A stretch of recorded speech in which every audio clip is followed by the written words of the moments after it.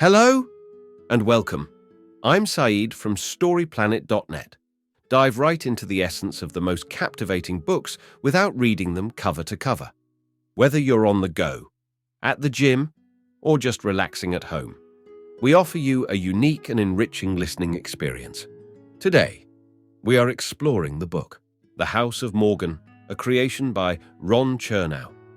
The House of Morgan, 1990, traces the powerful Morgan family's impact on modern finance, highlighting their astute financial skills and deep grasp of global economic trends over 4 generations.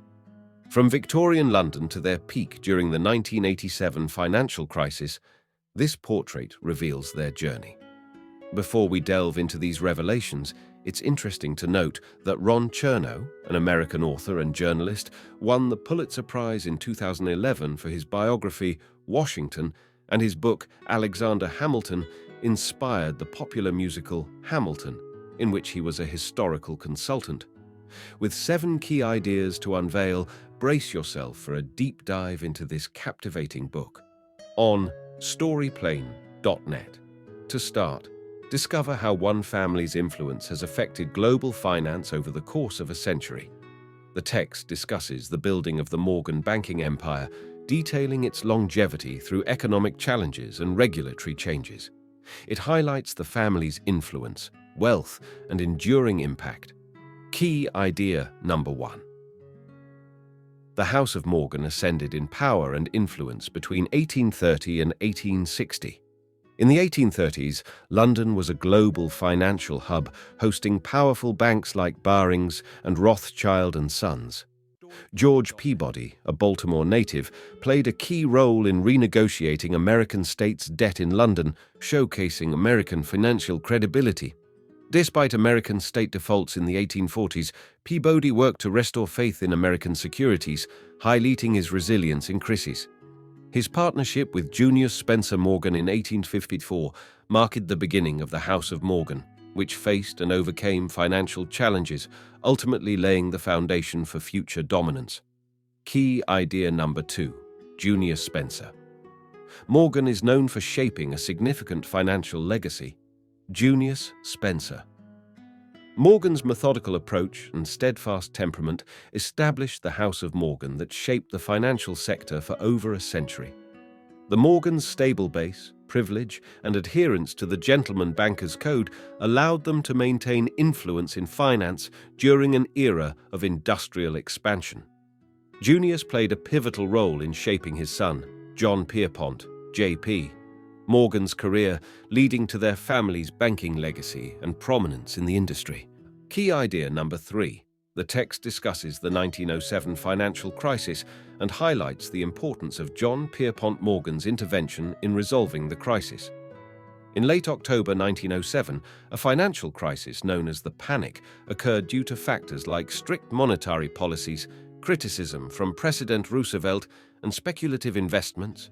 Trust companies' risky practices without adequate reserves were revealed, prompting a need for financial stability. J.P. Morgan, acting as the de facto central bank, rescued institutions, raising concerns about financial power concentration. The crisis emphasized the necessity of a regulated financial sector, leading to the creation of the Federal Reserve System, shifting towards government oversight of the economy. Key idea number 4. The text likely discusses the involvement of the House of Morgan, a prominent banking firm, during the First World War.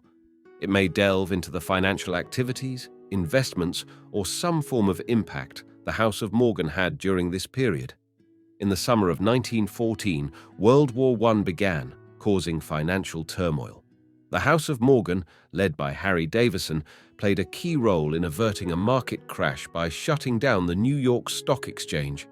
The U.S. became a major creditor nation, signaling a shift in global financial power from England. The Morgans were involved in financing the Allies during the war, overseeing procurement of war materials worth $3 billion. They faced criticism for alleged profiteering and ties to British interests, but remained committed to supporting the Allies. Key idea number 5. The House of Morgan underwent changes between 1933 and 1938 in response to the New Deal policies. The text delves into the impact of the Glass-Steagall legislation on the House of Morgan during the Great Depression. Facing a choice between deposit and investment banking, the Act ushered in financial transparency and regulatory oversight. The House of Morgan and Richard Whitney opposed the Act, but ultimately failed to stop it, leading to the birth of Morgan Stanley as an investment banking entity in 1935. The House of Morgan's British arm, Morgan Grenfell, also adapted to the changing financial landscape. The decisions made by the House of Morgan were influenced by the Depression-era market conditions, the regulatory environment, and the company's need to evolve. Key idea number 6. The text mentions the topics of alliances, antitrust, and adaptation. In the 1950s, despite a turbulent decade for Wall Street, Morgan Stanley stood out as a dominant and influential investment bank. With a strong network, reputable clients, and a conservative approach, they maintained their position as a trendsetter and leader in the industry.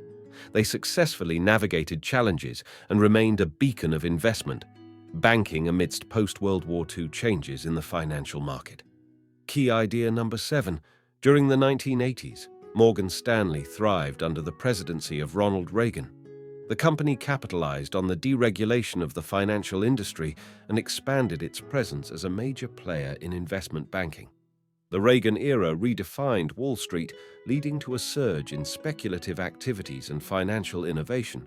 The period witnessed soaring stock markets, tax cuts, and increased global borrowing, but failed to enhance U.S. competitiveness or lower trade deficits.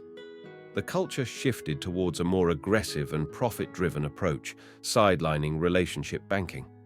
Morgan Stanley, under Eric Gleacher, pioneered bold mergers and acquisition strategies, exemplifying the era's focus on self-enrichment.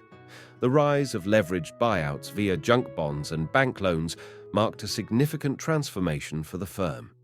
While these reforms brought innovation and rapid growth to Wall Street, they also raised concerns about capital mismanagement and financial stability due to a lack of oversight, setting the stage for future financial crises. In conclusion, the House of Morgan influenced the financial industry, integrating practices with social and political spheres through a century of financial dominance marked by strategic decisions and blending conservative and aggressive banking practices.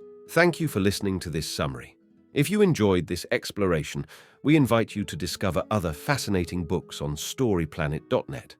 Don't wait any longer. A multitude of books, stories, and knowledge await you there. See you soon on StoryPlanet.net.